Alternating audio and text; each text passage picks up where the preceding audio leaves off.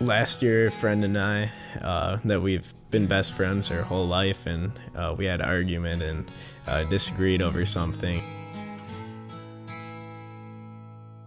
It took us a long time, but I gave him forgiveness for what he had done to me, and we are still friends to this day.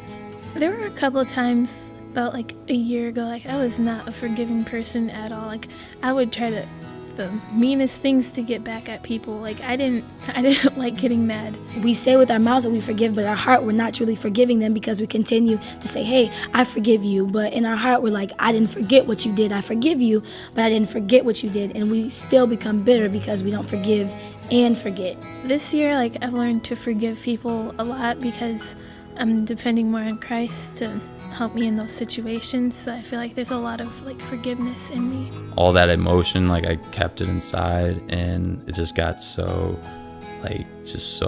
heavy, and I just felt so tired.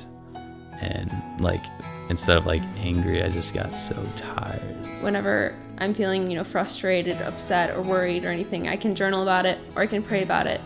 And it is sort of a release, and it's like once you get that out there, it's kind of it's like a tangible, like leaving your body. So I've been pretty musical my entire life, and that's kind of been the one thing that I can go to if I'm feeling stressed, overwhelmed, have too much responsibility. That can kind of take a step back and look at things how they really are. To express anger, you have to communicate your feelings clearly in a way that's not going to be destructive to other people, but you still have to communicate with them and let them know how you're feeling, even if it's a negative emotion.